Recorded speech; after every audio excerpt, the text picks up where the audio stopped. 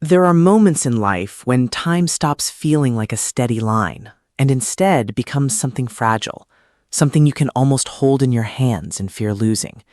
And for Al Roker, those moments didn't arrive all at once, but unfolded gradually through a series of deeply personal health trials that changed not only how he saw his career, but how he understood the value of an ordinary day.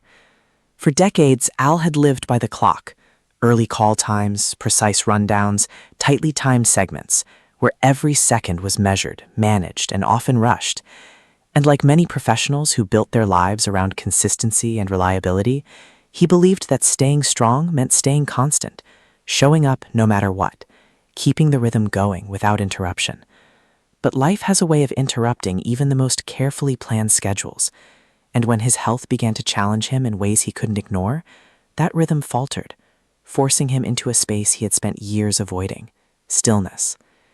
It was in those quieter, uncertain days, away from the familiar hum of the studio,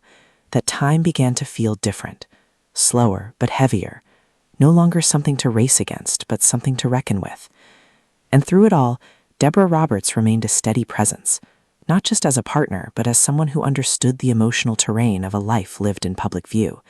gently reminding him that stepping back wasn't the same as falling behind, that healing required patience in a world that rarely celebrates it. There were mornings when the absence of routine felt disorienting, when the question wasn't what's next on the schedule, but what actually matters today. And those questions, simple as they seemed, carried a weight that reshaped his perspective. Because for someone who had spent years marking time by professional milestones, learning to measure them in moments, shared conversations, quiet gratitude, the reassurance of being present, was both unfamiliar and transformative. He began to notice things he had once overlooked: the way a normal morning could feel like a gift, the way time spent with Deborah carried a different kind of significance when it wasn't squeezed between obligations, but experienced fully, without distraction. And in those realizations, there was a subtle but profound shift, a recognition that time wasn't just something to be used efficiently, but something to be experienced deeply. As he gradually returned to the screen, viewers may have seen the same trusted presence, the same reassuring voice, but beneath that familiarity was a perspective that had been quietly reshaped, a deeper awareness that every broadcast, every story, every interaction carried a weight it hadn't before, not in a burdensome way, but in a meaningful one, as if each moment now came with an unspoken understanding of its impermanence. For an audience in their 60s, who have faced their own health scares, losses, and turning points, this evolution resonates in a way that goes beyond admiration, because it reflects a truth many have come to know intimately: that time is not guaranteed, and that its value often becomes clearest when it feels most uncertain.